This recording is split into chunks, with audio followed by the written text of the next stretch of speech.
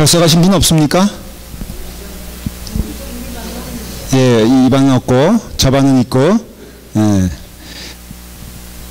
여러분들이 이제는 그 어성경 읽어진을 중심으로 해서 성경의 맥을 찾아서 이제 저희가 배우고 있습니다. 배우고 있는데 그 각 과마다 정확한 그 특징과 디렉션이 있거든요.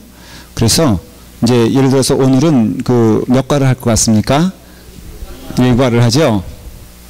1과를 하면은 1과에서 주는 그 어떤 목적이 있지 않습니까? 방향성이 있고 그것을 잘 쫓아오시면은 여러분들은 이 그 성경 공부를 마칠 때쯤에는 적어도 성경 자체를 통해서 주시는 그 메시지와 뜻이 무엇인가를 아주 분명히 알게 될 것을 믿습니다. 어떤 분들은 1과 다 읽어오셨죠? 숙제를 하여간 열심히 얘기해도 그 전혀 제 얘기를 안 듣고 자기식으로 듣는 분들이 많아요. 어떤 분은 너무 성경을 자기가 열심히 읽고 시작했노라고 자랑해서 그러면 그 교재는 읽어왔냐 그러니까는 교재에 대해서는 전혀 생각이 없었어요. 저는 성경을 읽으란 말은 안 했어요. 교재를 읽으란 말을 했어도. 어떤 분들은 또 그 1과를 읽어오라 그랬더니 5과까지 읽어왔다고. 그래서 그걸 어떻게 이해를 제가 어떻게 해야 될지 자랑이라고 해야 될지 아니면은 그렇습니다. 그래서 그냥 여러분들은 쫓아오시면 됩니다. 무조건 쫓아오시고 그리고 그렇게 이해를 하시면은 되겠어요. 그래서 오늘부터는 한 2시간 정도 생각하고 있는데 오늘하고 다음 주까지 1과를 이제 여러분들에게 그 말씀을 나누고자 합니다. 제목이 뭡니까? 아니 그러니까 저런 분들이 있어요. 제목이 뭡니까? 그러니까는 틀린 얘기는 아니죠. 그러나 우리가 웃잖아요. 본인은 우리가 왜 웃는지도 모르고. 예. 자, 1과 제목 시작. 성경 목록만 잘 알아도 성경이 열립니다. 그렇죠. 이제 성경 목록만 잘 알아도 왜 성경이 열리는가를 우리가 서로 설명을 하고 설명을 들으면 되는 것입니다. 거기 보면은 그 첫 번째 살펴보기 원하는 것은 어떻게 성경이 되었는가, 이것이 우리도 사실은 궁금하잖아요. 읽어보신 분들은 제 설명을 조금 쉽게 이해할 거예요. 이 성경이 갑자기 하늘에서 이렇게 턱 떨어진 건 아니라는 것이에요. 근데 이렇게 그 이해하는 사람들도 있어요. 몰몬교에서 그 몰몬경은 이 천사가 갑자기 턱 던져졌다 그러잖아요. 그 몰몬경을. 그러니까 우리는 늘 이렇게 신비한 그 어떤 그런 것을 그런 식으로 이해할 때가 많이 있어요. 이게 성경이요, 이게 툭 떨어진 게 아니라 철저히 하나님은 사람들을 통하여 역사하세요. 그리고 사람들을 통해 역사하신다는 것은 사람들의 방법을 통해서 역사하신다는 겁니다. 그러니까 사람들의 방법이 뭐예요? 손으로 쓰고, 그도 아침이 되면 일어나고, 저녁이 되면 자고. 이것이 사람들의 삶 아니에요? 그래서 우리 믿음 생활도요, 이렇게 사람들의 삶을 잘 사는 게 사람들의 믿음의 생활이에요. 다시 말하면 잘 자고, 잘 먹고, 잘 입고, 그리고 건전한 생각하면서 이 땅에서 맨날 굶는 게 믿음입니까? 잘 먹는 게 믿음입니까? 라고 물어보면은 저는 잘 먹는 과에 속해요. 그래서 제가 금식하라 그러면은 금식보다는 잘 먹는 게 더 하나님의 뜻이 아닐까? 뭐 이렇게 억지 주장을 합니다.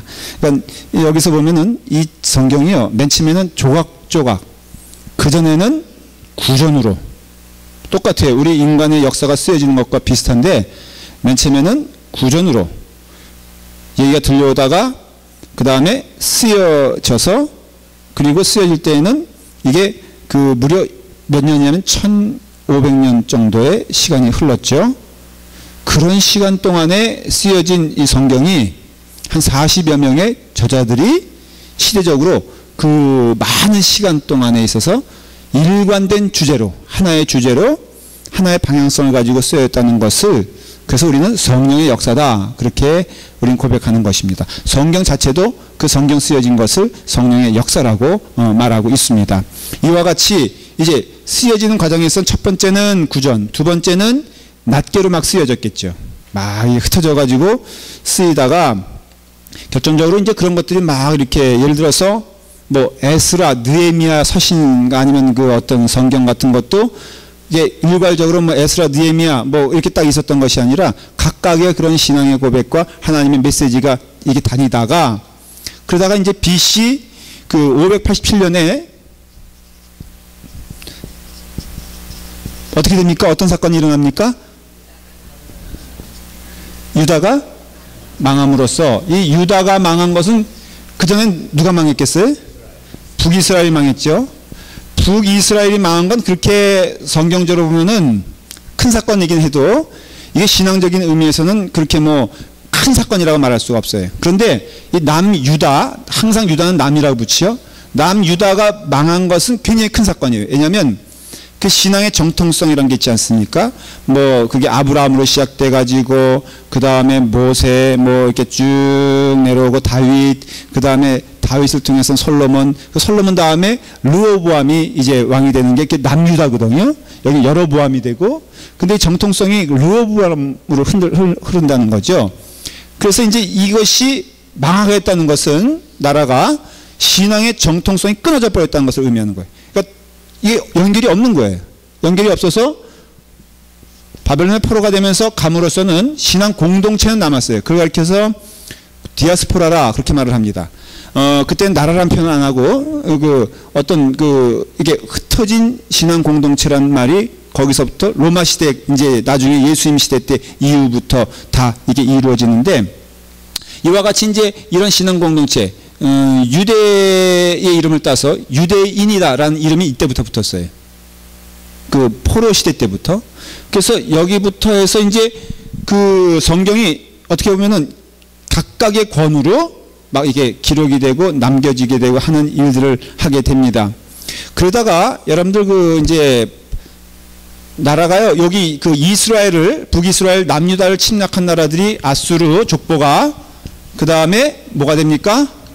바벨론, 그 다음에 바사가 됩니다. 이거는 역사적으로 좀 기억해 두셔야 돼요. 그러니까 이스라엘 전체, 남유다, 북이스라엘 통틀어서, 아수르는 북이스라엘을 무너뜨렸고요. 바벨론에 의해서 아수르가 망하게 됩니다. 그래서 그러니까 승리한 바벨론이 남유다를 점령하게 되었고, 그 다음에 이 바벨론도 누구한테 망해요? 바사한테 망하게 돼요. 이게 페르시아입니다. 그래서 페르시아 고레스 왕이란 왕이 이스라엘 사람들을 해방을 시키죠. 포로된 생활에서. 그래서 돌아오게 되죠. 이스라엘 땅으로. 이런 과정에서 페르시아가 진행이 되다가 누구한테 망하게 되냐면은 알렉산더한테 망하게 됩니다. 이게 신앙이 잘하려면 뭐도 알아야 돼요? 역사도 알아야 돼. 이거 외우느라고 얼마나 고생했을까. 그죠? 자, 한번 해볼까요? 아수르, 바벨론, 바사, 이건 페르시아고요. 이게 알렉산더에게 망하게 돼요. 알렉산더는 또 망합니까? 안 망합니까? 망하죠. 그래서 알렉산더 밑에 네 왕이 있었는데, 네 장군이 있었는데, 그 네 장군이 이제는 알렉산더 큰 나라들을 이렇게 통치하기 시작하죠. 그 가운데 어떤 이집트 지역을 점령하게 된 왕이 프톨레미라는 사람이 나와요. 그 사람이 세운 도시가 알렉산드리아. 지금 이집트의 그 나일강 밑에 있는 지역이 알렉산드리아거든요. 그 도시를 이제 만들고 이제 세우게 됩니다.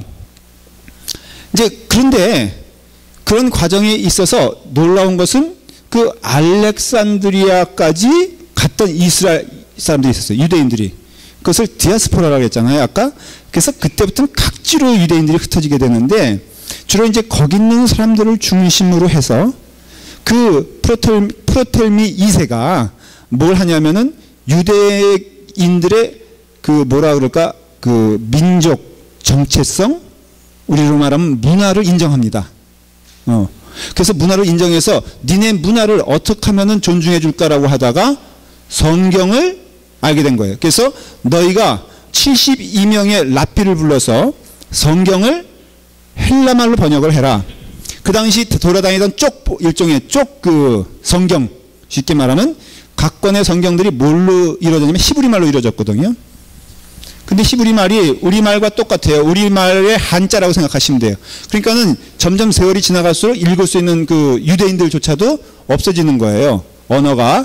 그러니까 그 당시에 공용어가 헬라어였습니다. 헬라어. 그래서 헬라어로 번역을 해서 하나로 모아봐라 라고 해서 그것을 70인역이라고 해요. 쉽게 말하면 70인역은 무슨 뜻이냐면은 헬라어로 만들어진 구약 성경 이렇게 이해하시면 돼요. 근데 그 구약 성경인데 그것이 이게 통괄적으로 지금의 성경 형태인 구약은 몇 권? 39권, 신약은 27권. 쉽게 말하면 39, 27, 이꼬르 66 이렇게 하는 거예요. 그래서 39, 27, 66. 그 39권의 성경이 그때 이제 그 형성이 되기 시작합니다. 모양이. 그리고 나서 이게 정식으로는 AD 90년경에 그 얌니아 랍비회라는 데가 있어요. 이게 이스라엘 땅이에요. 이렇게 하면은 무조건 이스라엘이라고 제가 말씀을 드렸죠. 갈릴리 사해 한 요 정도 되는 땅인데 여기 얌니아라는 곳에서 회의를 했습니다. 그래서 이스라엘 사람들이 회의를 해서 39권을 성경으로 정한다라고 결정을 했어요. 그 당시에 신약은 있었습니까? 없었습니까? 신약은 형성은 됐었지만 90년 정도 되면 AD 90년 정도면은 거의 신약도 쓰여졌다고 봐야 돼요. 근데 봐야 되지만 이거는 유대 공동체에서 만든 거니까. 다시 말하면 예수님을 메시아로 인정합니까? 인정하지 않습니까?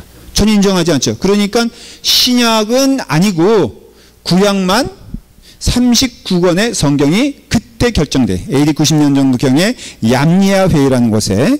그리고 나서 시간이 흘러서 신약도 어느 정도 성경이다 아니다 라는 것들이 정해지기 시작합니다. 그래서 나온 것이 성경이 아닌 것들을 외경, 성경의 유사품들을 위경 이렇게 되는 거예요. 그래서 위경과 외경의 차이는 외경은 그 아닌 거 외자 바깥 외자고 위자는 가짜예요. 그래서 이러한 것들이 나오는 것은 정경이 있다는 뜻이거든요.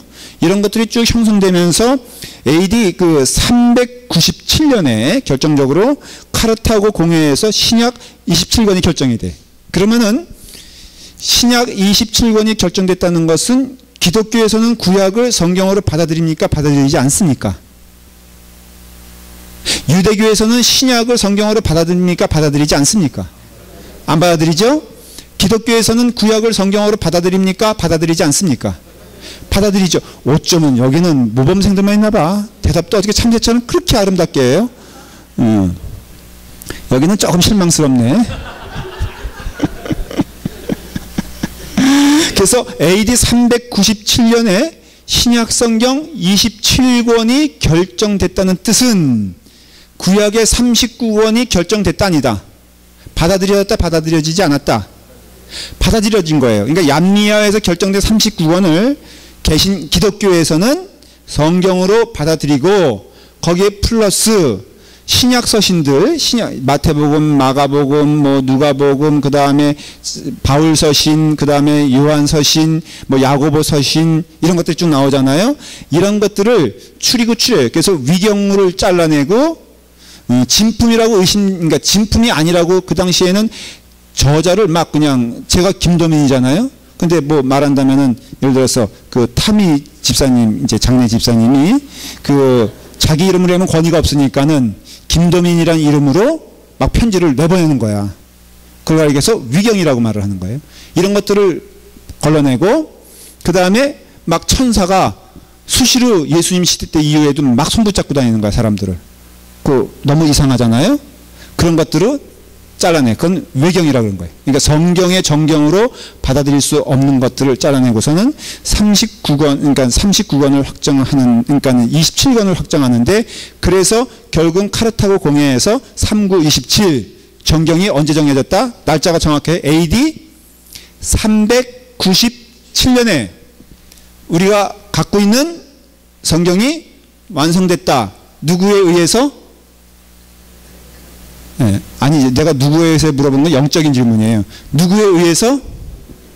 성경에 의해서라고 믿지만은 캐톨릭 교회에서는 뭐라고 주장하냐면 교회에 의해서 결정됐다는 거예요. 그래서 캐톨릭 교회에서는 성경보다 어떤 때는 교회의 권위를 더 둬요.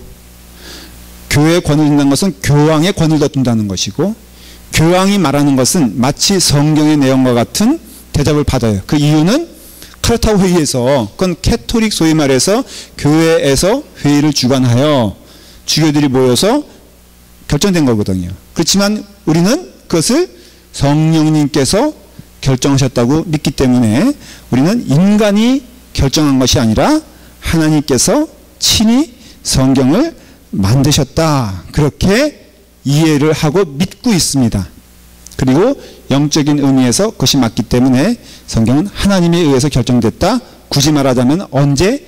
AD 397년에. 그렇죠? 이거 설명할 수 있어요? 너무 명확하죠? 잘 기억해 두세요. 그러니까 프톨로미만 기억하고 얌리아 회의만 기억하고 그 다음에 또 언제? 카르타고 회의만 기억하면 굵직굵직한 게 다 된 거예요. 프톨로미를 통해서는 성경이 번역이 되고 그래서 39권이 형성이 되고 그 다음에 얌리아 회에서는 그것이 완전히 결정이 되고 그 다음에 397년에 카르타고 회의에서는 신약이 결정이 되어 finally 397년에 3927에 66권의 성경이 결정이 됐다. 그렇게 이해하시면 됩니다. 그 다음에 이제 구약 성경을 분석할 좀 필요가 있어요. 지금부터는 그 몇 과 동안은 구약에 대한 얘기를 이제 할 겁니다. 구약은요, 아주 쉽게 말하면은 세 덩어리로 되어 있습니다. 세 덩어리는 뭘까요? 읽어오신 분들은 크게 대답할 수 있죠. 시작. 역사서, 시가서, 예언서. 여기는 계속해서 제가 여기만 보게 돼. 여기는 눈길도 안 주게 되고. 자, 이거 한번 물어볼까요? 시작. 역사서, 시가서, 예언서.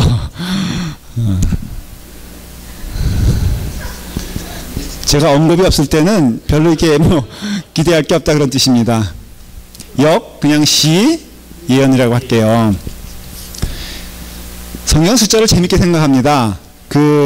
이게 세 덩어리 아니에요? 그래서 우리도 뭐든지 3, 3번이잖아요. 우리는 한민족은 그 신앙적인 민족이니까 일체도 삼위일체 하나님. 그렇죠. 그 다음에 이 세상도 구성이 세 가지로 이루어졌죠. 아십니까? 교회, 가정, 나머지 것들. 이렇게 되어 있잖아요. 그러니까는 요 세 가지예요. 덩어리도 역사서, 시가서, 예언서. 근데 우리를 즐겁게 하려고 덩어리도 다 이렇게 균등하게 되어 있어요. 거기 숫자가 있죠?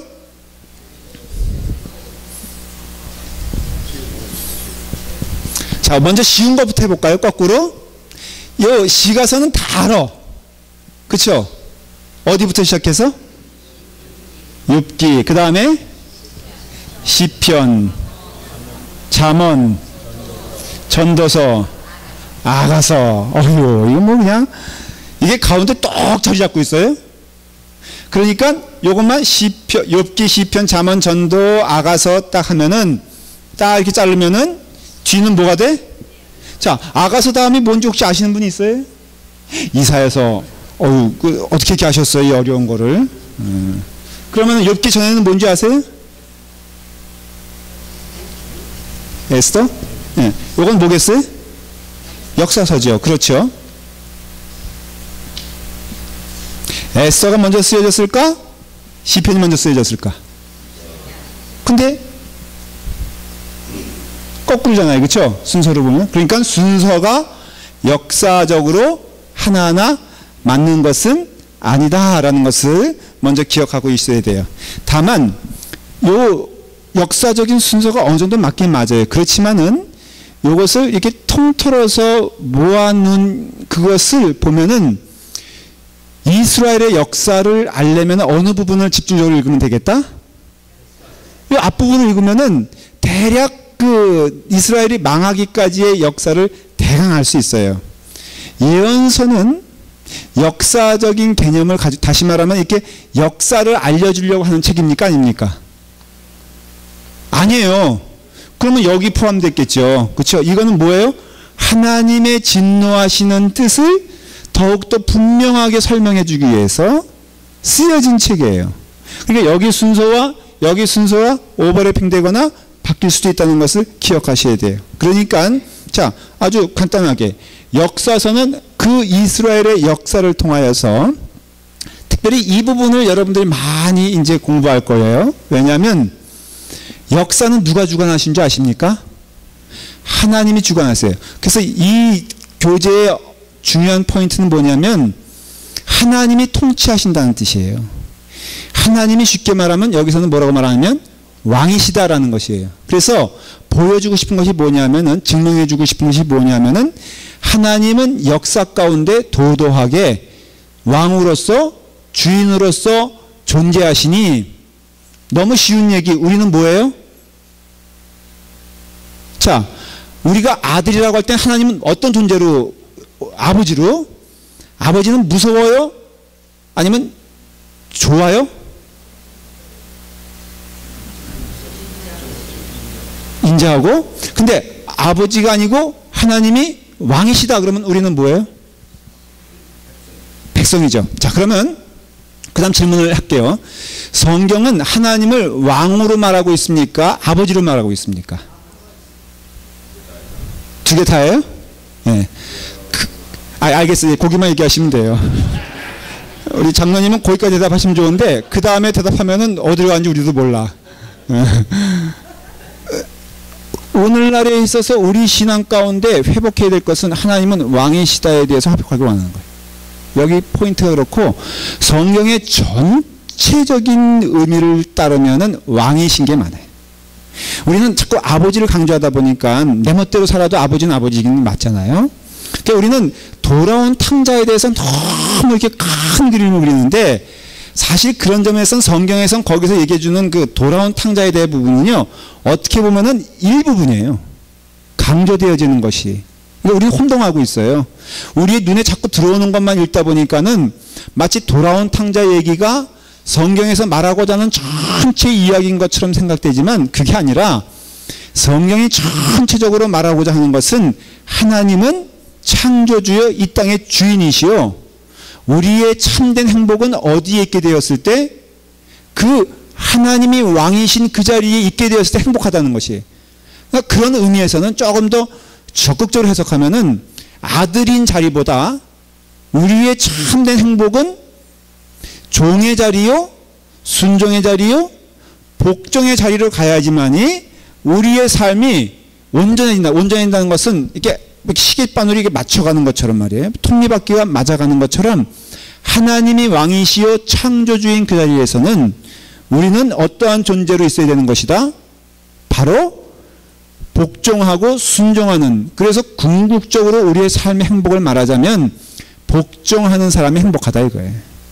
아들로서 사랑을 받는 존재도 귀한 일이고 틀린 얘기가 아니에요. 뭐 성경이 그렇다고 해서 틀린 얘기가 아니에요. 그렇지만 성경의 전체적인 주기와 우리의 삶의 전체적인 주기를 말하자면, 아들로서 사랑받는 존재이기보다도 아버지, 그러니까 왕이신 하나님께 복종해야 되는 피조물의 위치로 가게 되었을 때 그 삶이 그 위치에 있는 것이에요. 올바른 위치에. 그래서 여러분들에게 이 성경이 말해주고자 하는 메시지는 그 자리에 있으라는 것이에요.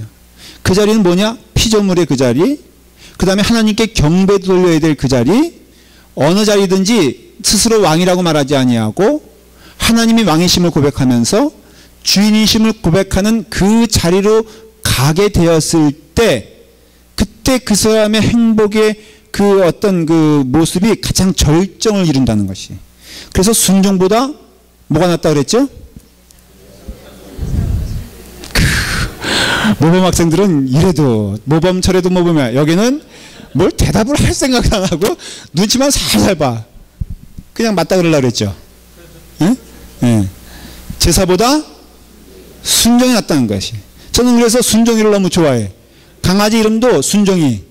우리 교회도 임순종이라고 있지 않습니까? 얼마나 순종적이야. 근데 오늘 나왔어 안 나왔어? 예, 그건 이름만 그렇지. 그러니까 여러분들 믿음 생활에 있어서 굳이 따지자면은 이 성경 읽어지네, 또 성경의 맥을 찾아서 한 부분에 있어서 분명히 말하고 싶은 것은 하나님은 우리의 왕이시다라는 것을 전제로 시작하는 거예요. 예, 그렇기 때문에 그 역사도 봐라.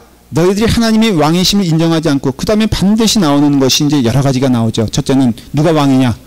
우리는 줄 서야 되는 존재니까 누구든지 하나가 있어야 되거든요. 이제 그런 이야기들이 나오게 되는 거예요. 자, 그래서 오늘 이제 역사서를 좀 보도록 하겠습니다. 거기 보면은 앞 글자만 따서 읽으면 창보시기 이제 얘기 나오죠. 21페이지. 여러분 페이지 똑같으세요? 한번 읽어볼까요? 시작. 창종목 사왕포. 어떤 사람은 굳이 목사님 창족, 모사, 왕포라고 읽으면 안 돼요. 그냥 취향대로 하십시오. 그래서 창종목 사왕포. 시작. 목 사왕포. 자, 창은 뭐예요? 족은? 그 다음에 목은? 모는? 그 다음에 산은? 그 다음에 왕은? 그 다음에 여러분들은 성경 역사서를 다 지금 써머리 하신 거예요. 너무너무 훌륭한 학생이에요. 다시 말하면 창, 족, 모, 사, 왕, 포. 제가 설명을 드릴게요. 이제 그 창조, 당연히 시작은 창조가 아니겠어요? 그러니까는 in the beginning, 태초에 하나님이 천지를 창조하신 때가 있잖아요. 그래서 그 창조의 역사가 시작되면은 그 다음에는 세포가 모여서 무엇인가 형성하는 것처럼 점점점 모이는데 그것이 족장시대다 이거예요. 족장시대는 우리나라로 말하면 그런 족장의 역사가 있을까요? 주몽이 족장이었나? 주몽이 족장이었어요? 세종대왕도 족장이었잖아요? 아니죠. 역사가 틀리잖아요? 그쵸? 온달은 족장이었나? 단군이에요? 단군이 족장이었어요? 그래요. 이렇게 되는 거예요. 그냥 초창기 소선어도 생각을 해보고 그 다음에 이런 거 생각하다가 그 다음에 세종대왕도 생각해보고 뭐 경정도 생각해보고 단군도 단종도 생각해보고 이러면은 그게 시대가 넘어온 것처럼 창조시대가 있으면 족장시대가 있고 그 족장시대와 왕정시대가 있을 거 아니에요. 그러니까 족장이 있으면은 이 형성이 어떻게 돼요? 왕이 되죠. 그 중간에 뭐가 있을 거 아니에요? 그것이 바로 모세시대가 있고 그 다음에 뭐가 있어요? 사사시대. 그래서 여러분들 사사시대는 왕정시대와 족장시대의 중간 형태라고 이해하면 돼요. 나중에 제가 설명을 드릴 거예요. 그렇지만 사사시대는 혼동하지 마세요. 사사시대는 평민 가운데 한 사람을 셀렉트해서 그 사람의 신분은 평빈이에요. 평빈이에요. 어느 때는 평화시에는 밭 갈고 논 갈고 다 해요. 그러다가 전시시대가 되면은 급변시대가 되면은 이 사람이 군사를 모을 수 있는 권한이 있어요. 그렇기 때문에 그걸 사사라고 얘기를 해요. 그런데 그거 하다 보니까 불안해지잖아. 나라가 항상 군대가 있어야 되는데 그것도 없으니까 불안하고 그래서 만들어지는 게 왕의 제도가 되는 거예요. 자, 이렇게 돼 있고요. 그래서 이제 왕의 시대가 쭉 이어지면서 끝나요. 아까 말했죠? 북이스라엘은 아수르에게 망하고 남유다는 누구에게 망한다? 바벨론에게 망한다. 그래서 무슨 시대가 됩니까? 포로 시대가 돼요. 자, 이게 바로 이스라엘의 큰 역사예요. 다시 한번 할까요? 첫째는, 그러니까 저기 약어로 말하지 말고, 첫째는 창조시대. 그냥 제가 쫓아온 대로 하세요. 창조시대, 그랬죠? 여기 대표적인 인물, 지금 대답하지 않으셔도 돼요. 설명을 드릴 건.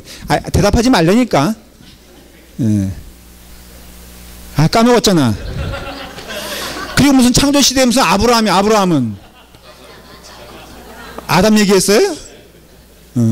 창조시대 때 아담 얘기하는 말 맞긴 한데 보통은 뭐 노아나 뭐 이런 사람 대답하지 아담은 인간 하나인데 무슨 또 거기에 그쵸 그냥 창조시대가 있고 그 다음에 족장시대가 있잖아요. 대표적인 인물 뭐 나오잖아요. 대답하지 말라 그랬잖아요. 그 다음에는 모세시대가 있고 그쵸? 이게 다 단절된 역사 가운데 중요한 산봉우리로 말하면요 이렇게 나와 있잖아요. 그러다가 이제 태산을 향해서 가잖아요.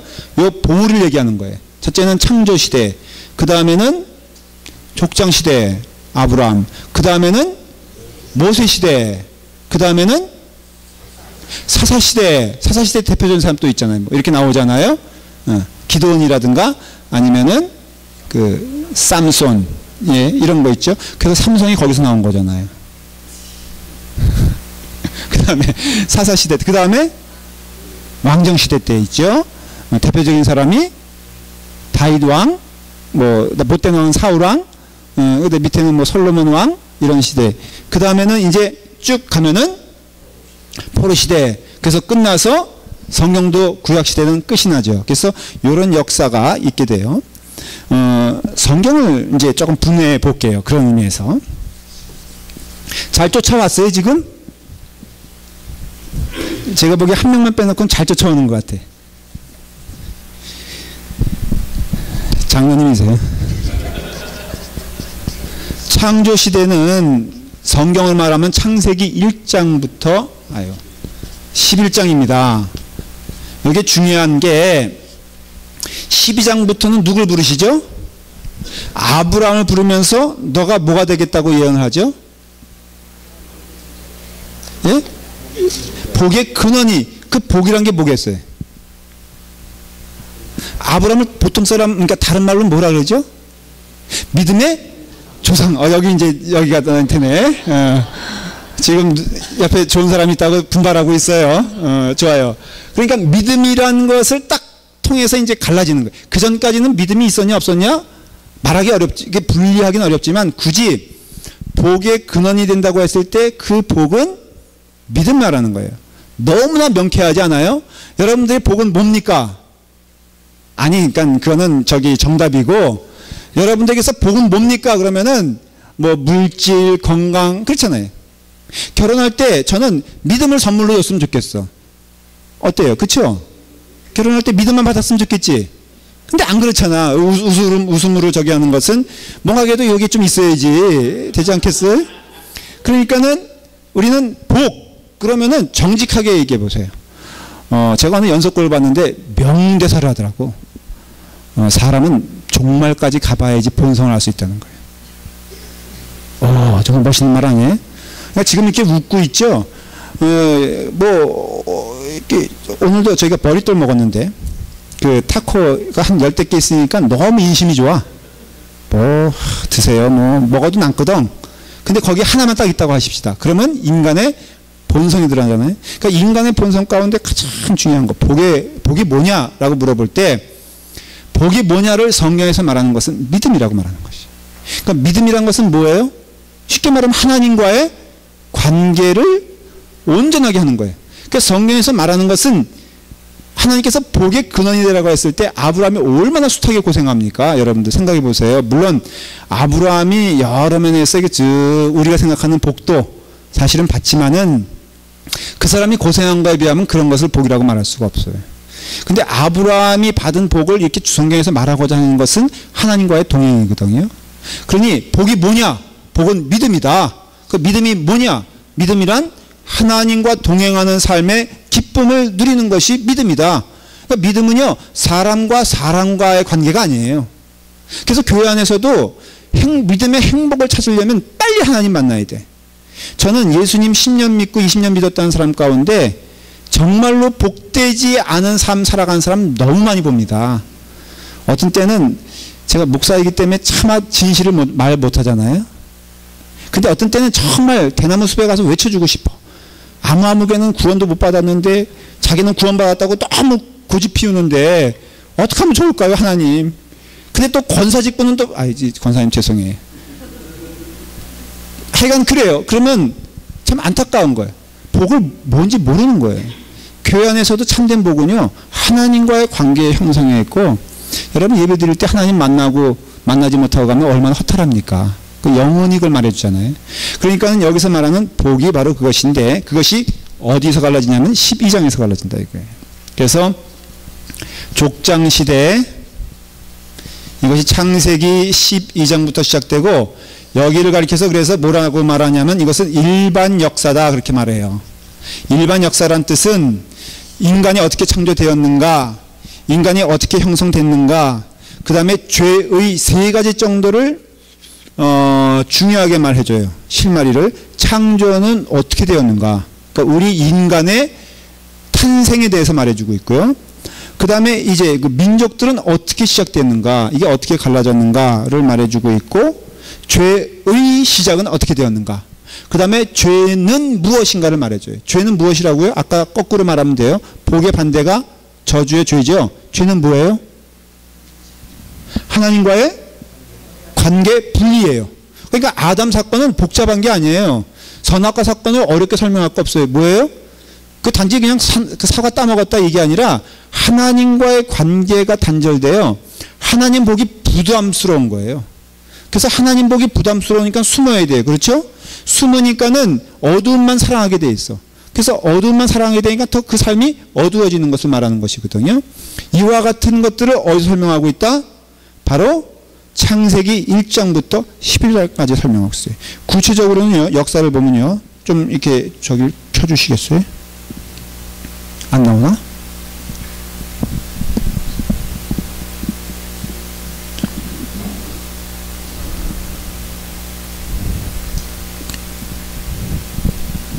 저기 보면 지도가 있거든요. 제가 이 포인트를 가져왔어야 되는데, 저기 보면요, 그 함자 보십니까? 함자 보입니까? 이집 나왔어요. 저기 그 함 보이시죠? 안 보이? 제일 여기 보면 왼쪽 밑에 보면은 거기 셈, 함, 야벳이 있죠? 예, 그렇죠. 셈, 함, 야벳은 누구냐 하면은 노아의 세 아들이에요. 그런데 이 사람들이 왜 중요하냐면은 민족이란 개념으로 새롭게 갈라지게 되었을 때, 당연히 노아 전에도 민족이 있었다 없었다? 있었지만은 인류가 다 멸망을 당하지 않습니까? 홍수로. 그런데 놀라운 것은요, 육신은 다 멸망됐는데 영혼은 살아있다는 거예요. 어떤 의미에서? 죄악된 영혼에 있어서. 그래서 노아의 순수한 세 아들이 남았는데도 결국은 그 세 아들을 통하여서 하나님의 백성과 하나님의 백성이 아닌 자들이 갈라지게 되고, 그리고 선과 악이 갈라지게 돼요. 그것이 대표적으로 셈, 함, 야벳이라는 사람들이 세 아들인데, 색깔로 보면요, 인종 색깔로 보면 어떻게 해석하냐면은, 셈은 가만 계세요. 그러니까는 이분들은 선지식이 좀 있어가지고 그 어설프면 안 좋은데 자꾸 얘기하면은 여기 사람들이 따라 듣거든요. 그 셈은 중동 지역의 사람들을 대강 얘기를 해요. 아주 쉽게 말하면은. 그리고 함은 아프리카 사람들을 얘기를 해요. 이게 단순화시킨 거예요. 그 다음에 야벳은 백인종을 말을 해요. 그런 가운데 우리는 한민족은 어딜까? 그래서 우리가 누구랑 비슷하다? 그러니까 중동 사람하고 우리하고 비슷해. 코도 크잖아요, 우리가. 그 다음에 지금 히브리 말로 그 아버지를 아바라 그러거든요. 그 다음에 히브리 사람들 그 맷돌 이렇게 갈죠. 그 다음에 히브리 사람들 애 키울 때 어부 키우죠. 문화적으로 놀라운 것은 중동 사람과 터키 사람과 우리가 굉장히 어떻게 보면은 친밀감 느끼는 게, 그 셈 민족이 결국은 이렇게 아시아로 넘어오게 됩니다. 함의 공격을 받아서. 그래서 함 민족이 결국은 가나안을 차지하게 돼요. 어느 순간부터. 자, 그래서 민족이 세 민족으로 갈라지게 되는데, 이쪽 그 아프리카 쪽 있잖아요. 저기 지금 지도가 있는 것이 그 아프리카 쪽에 있는 게 함이에요. 그 다음에 그 셈 노랗게 칠한 거 있잖아요. 그것이 셈 민족이에요. 그리고 위로 올라가면은 좀 희어멀건한 거 있잖아요. 그게 바로 야벳이에요. 그래서 야벳은 주로 이렇게 해서 저기 그 고트적으로 북쪽으로 올라가게 돼요. 그래서 지금으로 말하면 독일 땅 뭐 이렇게 돼요. 근데 그것이 여러분들 교재 뒤편에 부록에 저 지도가 나와 있어요. 나중에 살펴보시길 바라요. 그래서 이게 한민족이 있는데, 그 성경을 보면 함에 대해서 강조하기보다도 함의 자식인 가나안에 대해서 강조를 해요. 뭐 예를 들어 보면은 제가 한번 여기 보면은 족보가 나오는데, 쭉 이제 족보가 나오는데,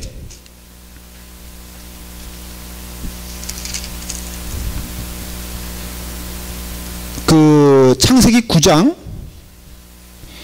22절에 보면요, 뭐라고 나와 있냐면 저주를 받는데, 이제 노아의 저주를 그 아들이 누가 받냐면 함이 받거든요. 왜냐하면 출치한 아버지를 모욕했다 그래가지고. 그런데 뭐라고 얘기하냐면은 가나안의 아버지 함이 그의 아버지의 하체를 보고 밖으로 나가서. 자, 재밌는 것은 함을 얘기하지 않고 누굴 말합니까? 가나안을 강조해요. 왜냐하면 함의 본격적인 죄악성이 누굴 통해서 나오냐면은 그의 자손인 가나안을 통해서. 그래서 가나안 민족 그렇게 되는 거예요. 왜냐하면 그 함의 민족이 치고 올라와서 결국은 셈의 민족, 셈 민족의 땅을 점령하게 됩니다. 그래서 모든 문화를 가나안의 문화로 바꿔요. 그 가나안이 누구냐 하면은 바로 함의 자식이에요. 그래서 가나안 문화 하면은 적그리스도, 다시 말하면은 세속적인 문화, 그 다음에 타락적인 문화, 그리고 하나님께 위배하고 저항하는 문화로 대표적인 것이 되는 것이 바로 그의 아버지가 함이기 때문에 그래요. 자, 이와 같이 이 창조 시대 때에는 이와 같이 그 인류의 역사에 있어서 아담을 통해서 죄는 무엇인가를 가르쳐주고 있고, 그 다음에 민족은 어떻게 형성되었으며, 그 다음에 우리가 말하는 뭐 황인종, 쉽게 말하면 그 흑인종, 백인종 이런 것들이 어떻게 형성되었는가를 알 수 있는 실마리를 가져오고, 믿음의 자손들은 어딜 통해서 이루어집니까? 아브라함을 통해서 이루어지는데 그 전에 셈, 함, 야벳 가운데 셈의 족속을 통해서 이루어져요. 그래서 아브라함도 그래서 창세기 11장 10절에 보면은 셈의 족보는 이러하니라. 그래서 성경에서 족보를 말할 땐 지루한 게 아니라 그걸 나중에 여러분들이 조금 공부해 보면은 거기서 나오는 이름들이 주는 메시지가 있다는 것을 알 수가 있는데, 그 메시지는 둘로 갈라져요. 하나는 하나님의 백성들의 족보가 나오고, 하나는 악인들의 족보가 나오는데, 대표적으로 함의 족보는 악인의 족보가 되고, 셈의 족보는 하나님의 백성의 족보가 됩니다. 그 족보를 기록한 이유는 바로 이와 같이 그냥 우리의 믿음이 떨어지는 것이 아니라 믿음의 조상들을 통하여서 우리에게 면면에 내려오진 하나님은 왕이시고 하나님은 나의 아버지신 그런 것을 믿는, 그래서 오늘날 이 땅에도 엄밀한 의미에서는 하나님의 백성과 땅의 백성들이 혼재하고 있다는 것을 말해주는 것이죠. 그러니까 여러분들도 하나님의 백성이냐 땅의 백성이냐라고 누가 물으십니까? 하나님이 물고 계시고 그에 대해서 대답을 할 수밖에 없다는 것이에요. 이와 같이 창조시대 때 그 다음에 족장시대가 나오게 됩니다. 족장은 누구라고요? 창세기 12장부터 50장까지. 그러니까 창세기를 딱 가르면은 11장까지는 창조시대 때, 그 다음에 12장부터 50장까지는 족장시대 때, 이 족장은 믿음의 족장을 얘기합니까? 세상의 족장을 얘기합니까? 성경은요, 믿음의 역사를 기록한 겁니까? 세상의 역사를 기록한 겁니까? 여러분, 세상의 역사에서 아브라함은 위대한 사람입니까? 알렉산더가 위대합니까? 아브라함이 위대합니까? 근데 우리 믿음의 사람에 있어서는 누가 더 위대합니까? 그렇죠? 다윗이 위대합니까? 세종대왕이 위대합니까? 다윗이 훨씬 위대해요? 예. 이와 같이 우리의 어떤 믿음의 역사는요, 세상의 가치와 틀려요. 오늘날에도 우리가 위대한 사람 그러면은 우리는 믿음의 위대한 사람을 말하지 세상의 위대한 사람을 말하지 않는다는 것이에요. 이와 같이 이제 족장 시대 때부터는 아주 본격적으로 뭐에 대해서 말하고 있다? 믿음의 역사와 믿음의 조상과 믿음의 줄기에 대해서 어디까지? 구약 그 성경 끝까지 이제 면면이 이렇게 흐르는 것이에요. 근데 재미있는 것은요, 이거는 여러분들 잘 들어보세요. 성경에 있어서 그 성경의 주인공들이 차지하는 위치는요, 그렇게 놀라울 만큼 위대하거나 화려한 존재가 아니에요. 아브라함도 애굽 왕에게 빌빌거리잖아요.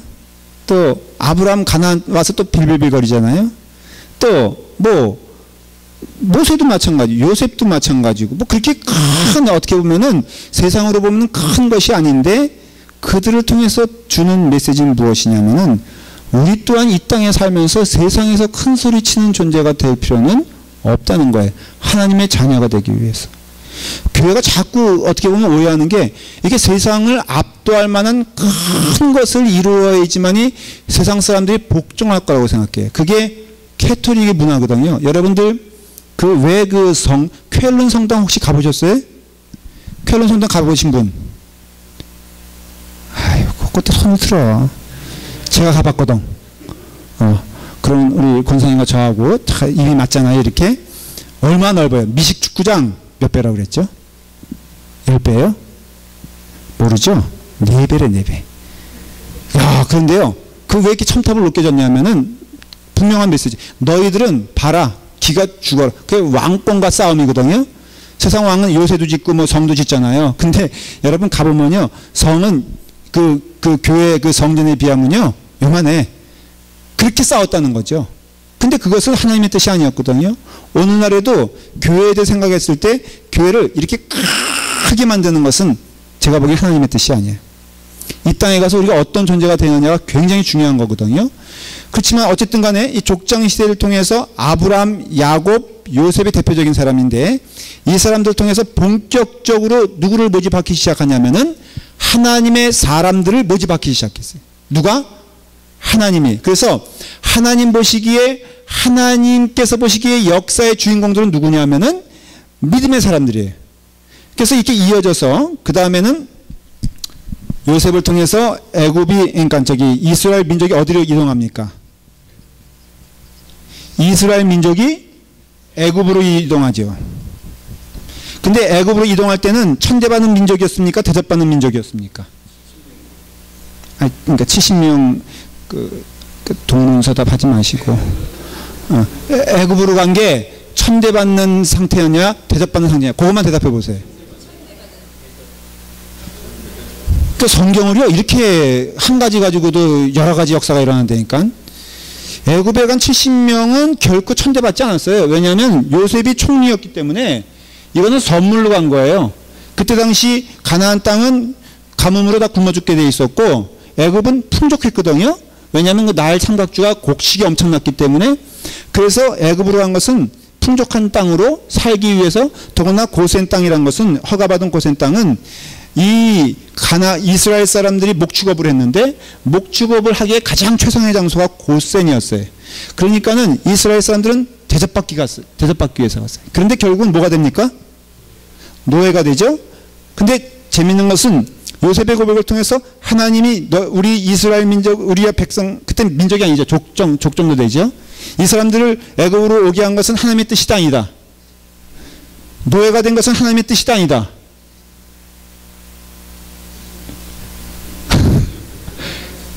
하나님의 뜻이다. 여기는 헷갈리잖아요. 그러니까 성경을 잘 봐야 되는 거예요. 이것도 하나님의 뜻이요. 잘 살게 된 것도. 근데 한 수백 년 지나다 보니까는 이게 보니까는 노예가 돼버렸어. 근데 이것도 하나님의 뜻이래. 그리고 여기서 뭐 합니까? 탈출하는 거예요. 이게 하나님의 뜻이 아니에요. 뜻이에요. 죽을 고생하고 가나안 땅 가서 막 하다가 로마에서 멸망했어. 하나님의 뜻이 아니에요. 뜻이죠? 뜻이? 하나님의 뜻이란 것은 하나님의 손길이 임하느냐 안 임하느냐 이거거든요. 그러니까 이 역사적인 큰 흐름을 보면은 마치 우리의 인생을 보는 것 같지 않습니까? 여러분들 모든 것은 선한 뜻으로 좋은 뜻으로 시작을 해요. 그렇죠? 뭐 대표적인 것이 결혼이에요. 결혼에 나쁜 뜻으로 하는 사람이 있어요? 결혼하면 나는 정말 불행하게 살기로 이 민족과 부모 앞에서 약속하기에 내가 오늘 이 결혼식에 서약합니다. 이런 사람이 있냐 없냐 이거예요. 다 우리는 행복하기를 원하고 행복할 거라고 믿기 때문에 결혼했지만 현실은 어떠냐 이거예요. 예? 보면은 여기에 앞날의 이상과 현실의 모습을 보면은 참 척박하지 않습니까? 뭐 씁쓸하지만 인정해야 될 건 인정해야 되잖아요. 그렇죠?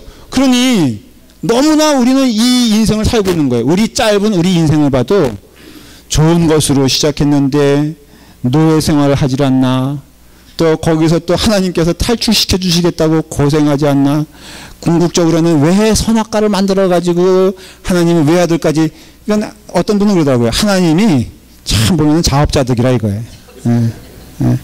왜 인간을 만들어 가지고 그렇게 고생을 하시냐. 인간을 안 만들면 딱 되는 거를.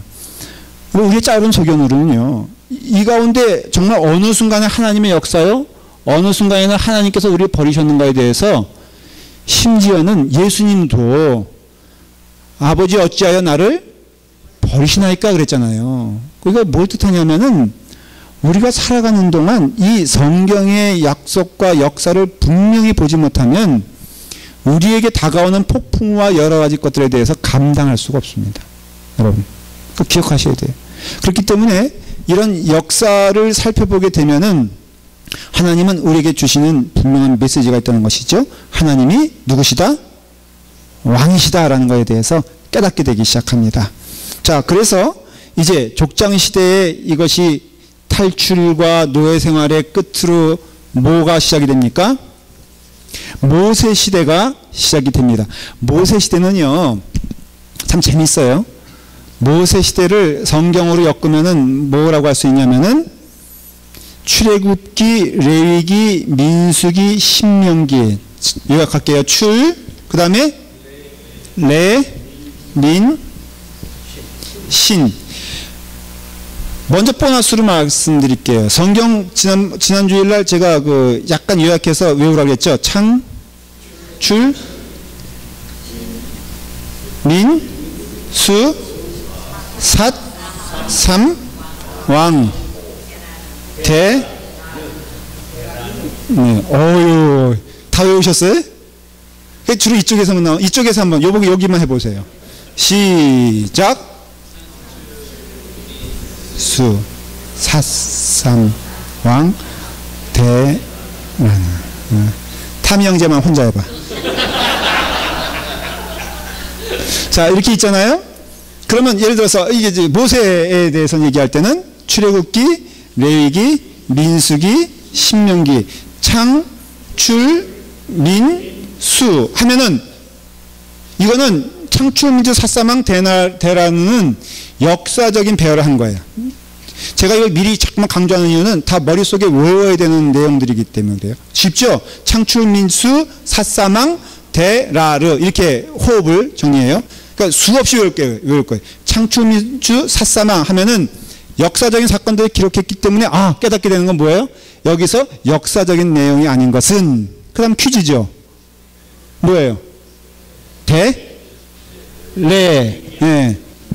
신명기 맞아요. 아유, 오늘 장로님 좋습니다. 아주. 그러니까 여기서 모세에 대한 얘기 가운데 4개 가운데 2개는 역사서고 2개는 여기 짬뽕으로 들어가는 무엇인가지 있다 이거예요. 지금 제가 여러분들 수준을 보니까 지난주에 딱 판단했어요. 초등학교 수준이라고 생각해서 설명을 최대한 쉽게 하려고 하는데 알아다 들으셨어요? 여기서 보면은 역사는 2가지고 역사 아닌 건 이거다. 그래서 이 출애굽기는 바로 모세 시대에 있어서 전반기를 설명한 거예요. 그러니까 한 12개월 정도의 역사를 설명한 거고 어느 때까지? 그 이스라엘 사람들이 가나안 땅으로 바로 들어가기 직전까지. 근데 못 들어가잖아요. 그래서 몇 년 동안 헤매요? 그걸 설명한 게 민수기예요. 그러니까 요건 쉽죠. 요거는 바로 그 가데스 바네아에서 그 하나님께 불신하여 12정탐꾼 가운데 2정탐꾼 여호수아와 갈렙의 얘기를 듣지 아니하고 나머지 10정탐꾼 우리를 죽게 하겠나이까 라고 하는 불평의 소리를 들은 이스라엘 사람들에게 퍼니시먼으로 뭐가 나오죠? 40년 광야 생활을 하나님이 명령하시잖아요. 그 40년 광야 생활 얘기는 민수기라 이거예요. 그 전까지는 출애굽기에 대한 얘기고, 자, 이걸 어떻게 모세 시대라고 말을 하고요. 그 다음에는 모세 시대 다음은 무슨 역사가 시작되겠습니까? 왕이 되기 전에, 왕권이 이루어지기 전에 사사 시대가 이루어지죠.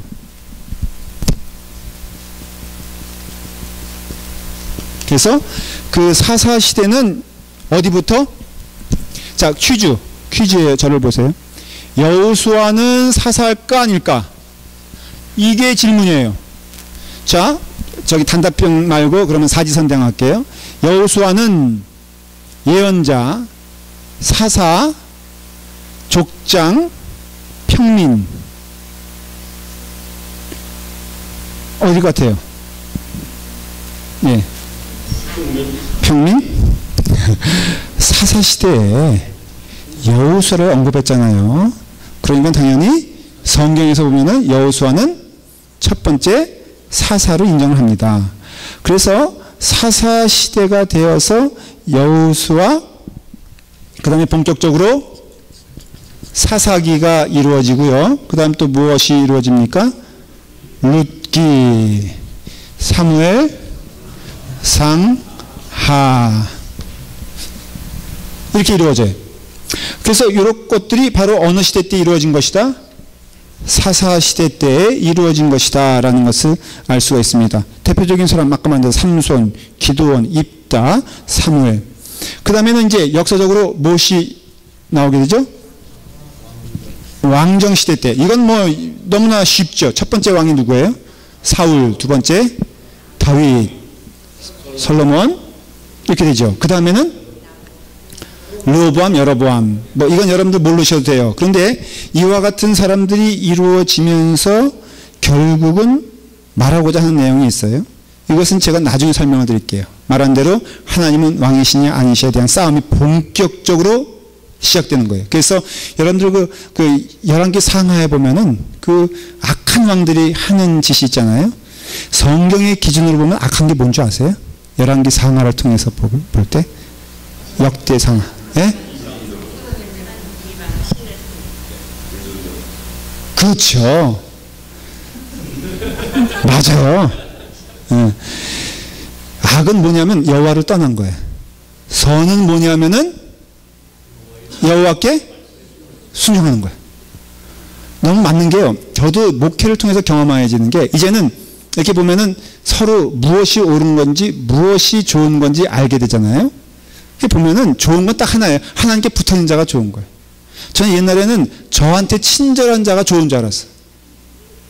저한테 잘해주는 자가, 근데 요즘 깨닫게 되는 건 너무 과도한 칭찬을 저한테 하면요 의심이 되는 거예요. 오히려 그럴 바에는, 그렇다고 해서 뭐 침묵하는 자라든가 제 생신이 됐는데도 그냥 이렇게 지나가는 자들을 칭찬하는 게 아니라 나와 그래서 곽선희 목사님이 그런 얘기, 그분이 아주 놀라운 자기는 교인들과 인사도 안 한대. 예배 끝나면요 그냥 그 방으로 들어간대. 그리고 절대 교인들과는 친일 생각이 없다는 거. 이유는 그 어떤 하나님의 메시지를 전하는데 인간이 너무 개입되게 되면은 자기가 온전한 말씀을 전할 수가 없고, 경험해서 그렇겠죠. 그 사람이 온전하게 듣지 않는다는 거예요. 그러니까 그래서 여러분 그 목사의 그 수영복 입은 그 모습도 보면 안 돼요, 여러분들은. 제가 수영장에 탁 나타나면 어떻게 해야 돼요? 여러분들은 떠나야 돼, 그 자리를. 근데 그것이 저는 어떤 면에서는 옳다라고 생각하는 게 뭐냐면, 너무 인간 대 인간으로 만나는 것은 하나님의 뜻이 아니에요. 그러니까 여러분들을 내가 어떻게 해야 되냐? 나에게 오게 하면 안 돼. 자꾸 뭐 그런 없겠지만 목사님은 말이에요, 뭐 하나님보다도 위대하신 것 같아요, 이렇게 말한다거나, 아니면 예수님보다 뭐 더 잘생긴 것 같아요, 이렇게 말하는 건 아니라 이거예요. 그러면 어떻게 해야 되냐? 각각 여러분들이 하나님께 나아갈 수 있도록 제가 도구가 되는 거예요. 지금 이것도 치열하게 어떤 작업이에요? 여러분들을 하나님께로 인도하기 위한 제가 그 도구가 되어서 어떻게 보면은 애를 쓰는 거지, 이걸 통해서 여러분들과 제가 교제하기를 원치 않아요. 마찬가지로 여기서 악한 것이 뭐냐, 선한 것이 뭐냐라는 것은 왕정시대를 통해서 아주 분명하게 드러나는데, 특별히 북이스라엘의 그 왕들은 다 악한 왕으로 평가돼요. 근데 하나같이 거기서 악한 왕은 남의 것을 훔쳤다거나 아니면은 뭐 전쟁을 했다, 이게 아니라 여호와를 떠난 자는 악한 자예요. 그래서 재미있는 것은 여호와를 떠난 자는 궁극적으로는 악해질 수밖에 없어. 그리고 하나님께 붙어있는 자는 선한 자인데, 하나님께 붙어있는 자는 궁극적으로는 선해질 수밖에 없어. 그래서 굳이 여러분들 그런 의미에서 사람을 조금 이렇게 평가하거나 아니면은 이게 관계를 할 땐 하나님께 붙어있는 사람과 친구 되기를 기뻐하십시오. 결코 손해가 되지 않습니다. 그런데 너무 과도하게 그 사람이 어떤 점에 있어서는 너무 과도한 친절이나 과도한 어떤 불편, 뭐라 그럴까? 과도한 그런 거 있잖아요. 인간적으로 너무 그에 대해서 여러분들 몰입하지 마십시오. 교회 안에서도요, 이런 용어는 좀 조심해야 돼. 자기 말이야. 그 다음에 뭐 언니, 오빠, 이런 것들은 교회 안에서는 이렇게 그렇게 환영받는 용어가 아닌 이유가, 그게 주는 의미가 좋은 면도 있고, 어떤 경우에는 저한테 와서도, 우리 교회 말고 또 제가 경험한 게 아니라 어떤 목사님이 경험한 거예요. 어느 집사님 오빠 그러더래요. 그래서 제가 너무너무 놀랬노라고. 한번 들어보면 좋을 텐데. 젊어 보이지 않아요? 근데 이와 같이 왕정시대 때를 통해서 그걸 분명하게 메시지를 전하는 거예요. 뭐냐면은 하나님과 관계가 흐트러진 자는 죽는다, 망한다. 그리고 하나님과 관계가 온전한 자는 산다, 기쁘다라는 것이에요. 결국은 그 당시에 북이스라엘 남유다가 다 어떤 길로 갔습니까? 어떤 길로 갔어요? 네? 망하는 길로 갔어. 이게 북남 하니까는 저는 영적인 의미에서 이거는 다른 해석인데요. 우리 민족을 생각해 보는 거예요. 여러분 지금 우리나라가 앞으로 망하는 길로 갈 것 같아요? 아니면 살아 역사하는 길로 갈 것 같아요? 저는 정직하게 말하면요, 무서워. 어떤 때는 남쪽을, 이게 남쪽이라고 하면 제가 객관적으로 뭐 저는 그런 사람이 아니라 대한민국 건강한 사람이에요. 그런데 이게 보면은 다 망하는 길로 간, 남쪽은 향락 때문에 망하고요, 북쪽은 진짜로 굶어서 망하고, 근데 다 이 나라를 보면은 북남이 다 어떻게 했어요? 망했어요. 망하면 희망이 있습니까? 없습니까? 예? 망하면 희망이 있어 없어? 여기 실패하신 분 경험한 얘기해 보세요. 망하면 끝이 아니야. 자, 이 트레인이 말이에요. 쭉 가는데 잘못된 길로 가는 거야. 그 길 가면은 다리가 무너져서 떨어져 죽게 돼 있어. 그럼 이 기차에서 최상의 방법은 뭘까? 기차가 탈출할 수 없고 기계가 망가지면 제일 좋은 거죠. 그렇죠? 가기 전에 고장나서 쓰면은 최상이죠. 우리 인생도 망하는 것이 때로는 왜 망했어요? 잘못된 길을 갔으니까 망하지. 그러면 선한 길을 가도 망할까 안 망할까? 망해요?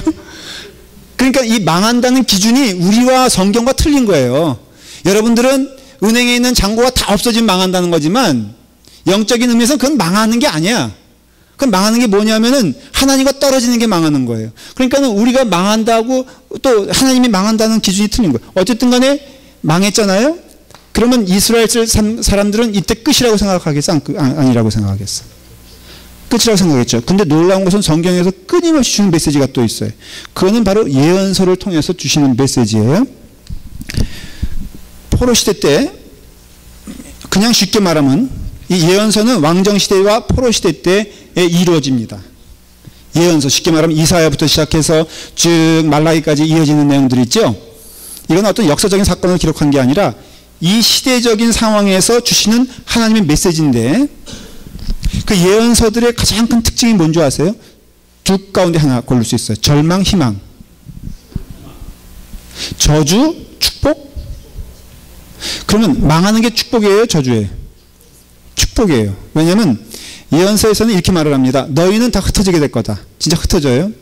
너희는 다 어떻게 보면 끌려갈 것이다. 그럼 긍정적인 말을 하지 아니하고 나라가 다 망하게 될 것이다 말을 해요. 근데 놀라운 것은 예언서에서 이 왕정시대 때, 포로시대 때 이어지는 이 그 맥락을 통해서 또 하나 강조하는 게 뭐냐면은 너희에게는 구루터기가 남아있다. 그렇죠? 그래서 너희에게는 하나의 뿌리가 남아있다는 것이. 그 뿌리는 누굴 말해요? 예수 그리스도를 말하는 것이.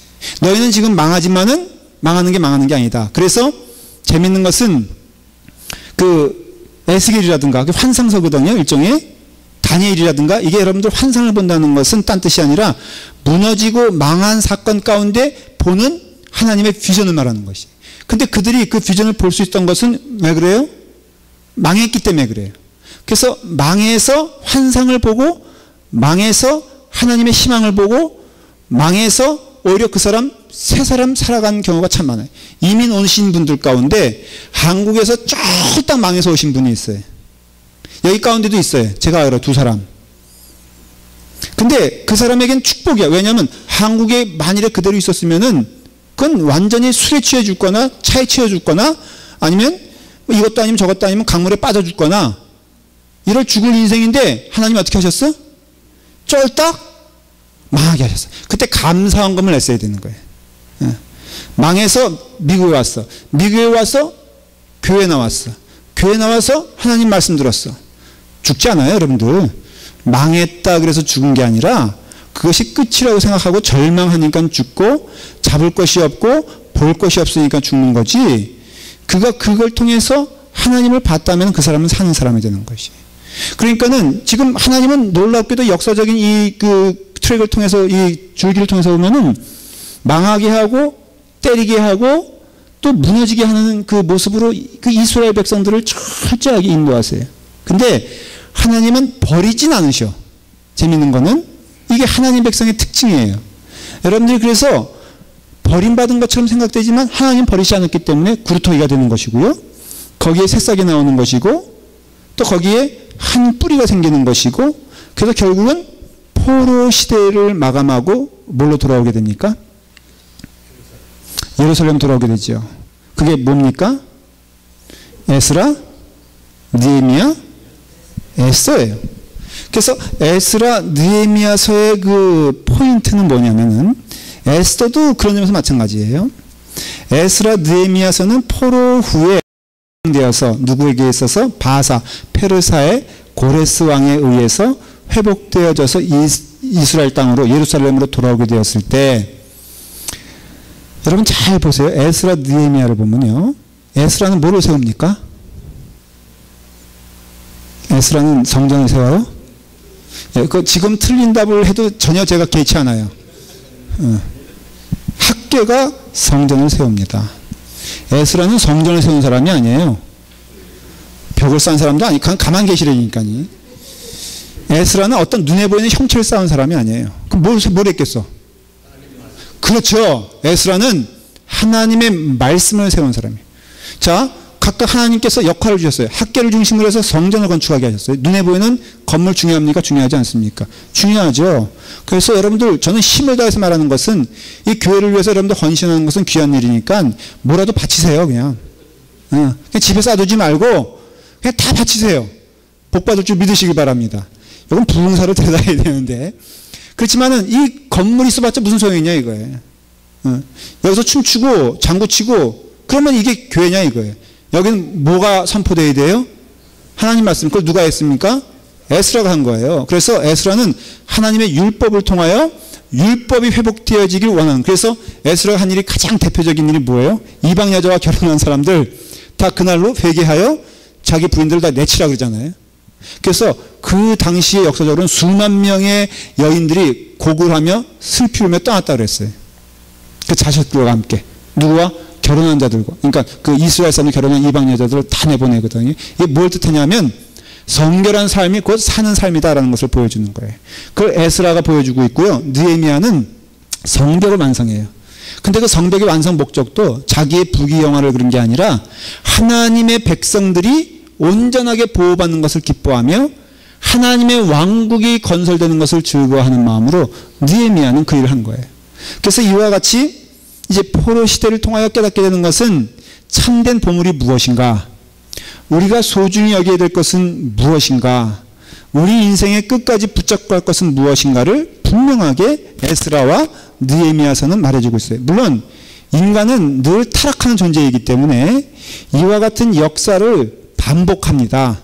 다시 말하면 이때 끝까지 이것이 이어져 왔으면 얼마나 좋겠어. 그러나 이것이 또 식어지고, 그래서 늘 신앙의 삶은 갱신과 개혁과 변화가 있어야 되지만, 그러나 우리는 이 시대적인 이 분류를 통해서 하나님이 가장 기뻐하시는 시대는 오히려 어떤 면에서 보면은 포로 이후에 하나님의 전이 건축되고 하나님의 말씀이 선포되고 하나님의 왕국이 건설되어지는 이때를 어떻게 보면은 가장 기뻐했을 것이다 라고 생각한다면, 우리 교회도 그건 너무나 마찬가지죠. 여러분, 이 교회에서는요, 우리가 그냥 모여서 먹고 즐기는 걸로 끝나면 정말 큰일 나는 거예요. 여러분, 지금 이 자리에 우리로 하여금 하나님이 있게 하신 것은요, 영혼 구원이요, 하나님 말씀 선포요, 그런 의미에서는 여러분들 정말 열심히 전도해야 됩니다. 오늘도 여기서 제일 복받은 분들은요, 지난주일날 안 보였는데 모시고 나오신 분들 있잖아요. 여기 제일 보너스야. 냉장고는 그런 분들에게 줘야 돼. 예. 그래서 보너스 100점으로. 그러니까 그게 포로 시대라고 한다면은 이제 이게 바로 성경의 역사예요. 지금 제가 성경의 역사를 쭉 훑었거든요. 처음부터 잠깐 요약할게요. 창세 시대 때, 창조 시대 때 몇 장까지? 11장. 그 그 다음에는 어떤 시대가 이어진다? 족장 시대 때 몇 장부터? 12장부터 이어지고, 그 다음에는 모세 시대 때, 그래서 출애굽기, 레위기, 민수기, 신명기를 통해서 하나님이 주시고 하자는 메시지가 있어. 그 다음에는 사사 시대 때가 있고, 그래서 열왕기 상하, 사무엘 상하를 통해서 사사기를 마감하고 어떤 시대가 돌아가게 된다? 왕정 시대 때.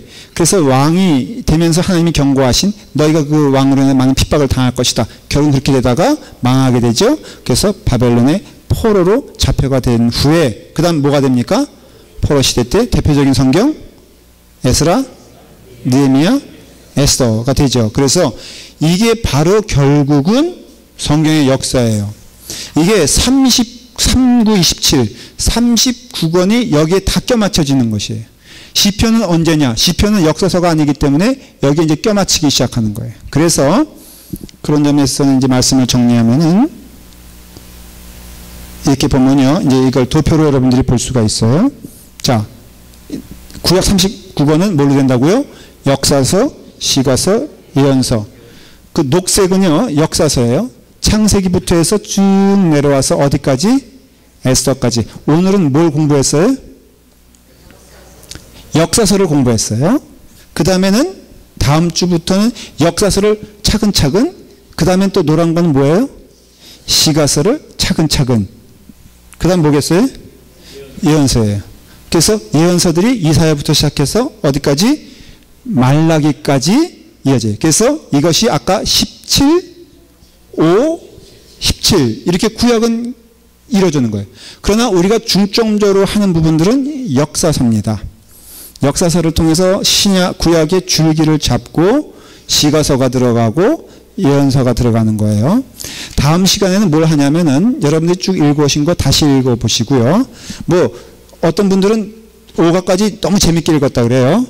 그냥 다 읽으시고 매주 한 권씩 읽으셔도 좋아요. 그건 뭐 제가 뭐라 그러지 않겠어요. 다만 다음 주에는 페이지 이제 22페이지부터 4과에서는 구체적으로 설명하고요. 2과에서는 1과에서는 요약해서 설명합니다. 각 권에 대해서. 방법이 틀려요. 그래서 오늘 이 다음 시간 할 것은 각 성경마다 대체 어떤 메시지인가를 요 스트럭처, 그 역사서, 시가서, 예언서의 스트럭처에 의해서 저희가 짧게 요약해 갈 거예요. 말씀드린 대로 4과를 보면은 좀 자세히 설명되어 있는 것을 알 수가 있어요. 그래서 우리의 당분간의 목표는 구약을 하나하나 여러분들이 설립해 가면서 순서대로, 그 다음에 또 역사 순서대로, 그 다음에 또 어떤 그 장르의 순서대로 여러분들이 배우게 될 것입니다. 기도하겠습니다. 잠깐 기도하기 전에 광고와 설명을 좀 드릴 거예요. 백 목사님 저기 복사한 것들 있죠? 여기다 주세요. 이걸 빨리 좀 나눠주시겠어요? 한 장씩. 네. 여러분들이 앞으로는 준비해야 될 게 있습니다. 뭐냐면은 각 여러분들은 뭐를 준비하셔야 되냐면은 이런 폴더를 하나 준비하셔야 됩니다. 그래서 저희가 나눠드리는 것, 또 여러분들이 기록하는 것, 또 여러분들의 어떤 부교재 어디서 또 이렇게 준비해 오는 것들을 다 여기서 하나로 해서 준비하시길 바라고요. 네? 네, 숙제를 이제 말씀을 드릴 겁니다. 지금 나눠드리는 걸 좀 살펴보세요. 첫째는 나의 서약서.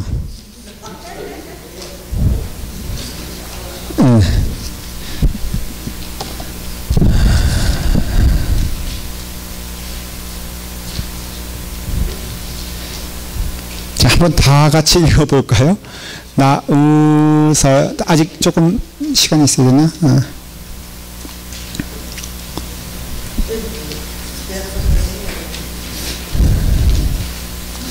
이거 서약해 놓고 안 하면은 저는 뭐라고 말 못하겠어요. 자, 한번 다 같이 이제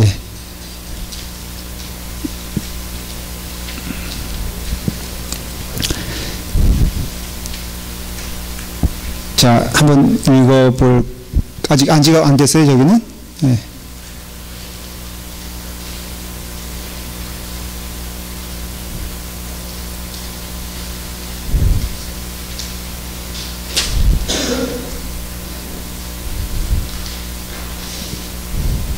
저와 함께 잘 쫓아오시면요, 제가 하나 이 점에 있어서는 감히 약속이라고 할까? 이 과정이 몇 개월 정도면 이제 끝나잖아요. 성경에 대한 눈을 다르게 뜨게 될 것입니다. 그리고 흐리멍텅하게 이해하는 것이 아니고 분명하게, 우리의 믿음도 아주 분명하게 새롭게 될 것을 저는 확신을 합니다. 여러분 믿고 쫓아오시길 바라고요. 기도하면서, 또 금요일날 방해받지 않도록 기도하시면서 오시고요. 방해되는 요소, 친구들의 초대 있더라도 과감하게 거절하시길 바랍니다. 여기보다 귀한 자리가 없을 것을 저는 믿습니다. 자, 그런 의미에서 나의 서약서, 읽으면 서약하는 겁니다. 시작. 아버지, 나입니다. 시작. 성경 읽는 동안 하루에 시간을 따로 구별하여 어디부터 어디까지, 어디에서 무슨 장을 읽을 것을 약속드립니다. 아버지께 집중하는데, 다 읽으세요. 저가 읽는 게 아니에요. 여러분들 읽어야지. 아버지께 집중하는데 방해하는 모든 것을 정리하여 써보았습니다. 연약한 저를 도와주시고 결제해 주세요. 아버지를 향한 문만 열어놓고 기다립니다. 예수님의 이름으로 기도드립니다. 아멘. 2012년 몇 월 며칠 아버지, 딸, 아들 드립니다. 근데 이것을 한 장만 기록하는 걸까요? 아니면 어떻게 하는 걸까요? 매일 하는 겁니다. 그래서 이제 딱 성경을 놓고 오늘 읽을 분량이 있잖아요. 그러면 요거 여러분들이 편리에 이용하세요. 일주일은 넘지 마세요. 어떤 분은 하루 할 수도 있고요. 어떤 분은 이틀 분량 할 수도 있고, 어떤 분들은 일주일 분량, 내가 일주일 동안 여기부터 여기까지 읽기를 서약합니다. 하나님 도와주세요 라고 해서 이제 읽기를 시작하는데, 이것은 제출하는 것이 아니라 여러분들이 이렇게 잘 어떤 파일에다가 이제 하나하나 기록해 놓고, 마지막에 우리 쫑파티 할 때 여러분 서로 나누는 시간이 있으면 좋겠습니다. 이건 그렇게 이용하시고요. 그 다음에 요 다음 페이퍼, 주간 성경 읽기 보고서. 요것은 보고입니다. 그래서 내셔야 됩니다. 뭐 이렇게 부담스럽게 나와준 것만 해도 감사해야지. 응? 그래서 굳이 나는 이런 거 내기 부담스럽다, 그런 분들은 안 내도 돼요. 우리 교회는 민주적인 교회이기 때문에 그냥 안 내면 제가 안 읽은 걸로 이해할 테니까는 여러분들 편하게 하시길 바랍니다. 그래서 대강 요거는 그렇게 이용하시고요. 이건 반장에게 제출해 주셔도 됩니다. 뒤에 보면은 나 살피기, 자기의 삶을 어때요? 점검하는 겁니다. 자, 나의 하루 일과 써보기. 첫 번째 뭐라고요? 일어나서 잠자리 들 때까지 시간대별로 써봐라. 내 시간을 어떻게 이용하는지 한번 써보라는 것이고, 두 번째, 가장 많은 시간을 보내는 일부터 차례대로 써봐라. 여기 연속국이 앞에 나오면은 삶에 조금 문제가 있는 거죠. 그러니까 이렇게 써보고, 세 번째, 가장 마음에 쏟는 생각을 차례로 써봐라. 여러분들 누구에게 서름 받았던 기억이 가장 머리에 있다면은 그 사람은 서름에 잡혀있는 사람이고, 그런 것이죠. 여가 시간에 주로 무엇을 하며 보내는가? 가장 피곤하게 에너지를 소모하는 일이나 생각은 무엇인가? 한번 정돈해서 여러분들, 이건 내는 게 아니라 여러분들 스스로가 점검해 보는 것이에요. 그 다음에 시간, 몸, 사역, 사회활동, 집안일, 여러분들 결제해 달라고 하나님께 간절히 소원하십시오. 그렇게 준비를 해 주시면 되겠습니다. 그 다음에 성경을 이게 뒤에 보면요, 성경 읽기표가 있죠. 읽기표가 있는 게 아니라 첫날에는 몇 장, 둘째는 몇 장 쭉 나오죠. 페이지가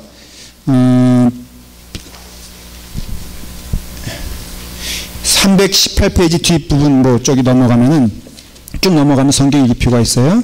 60일 동안 읽게 되어 있는데, 제가 보니까 이건 사실 현실적으로 좀 우리에게는 너무 분량이 많습니다. 하루에 몇 장씩 읽게 되어 있죠? 20장씩 읽게 되어 있죠. 그래서 이거를 제가 조정을 해서 하루에 5장으로 하겠습니다. 5장은 왜 너무 적어요? 많아요? 3장이요?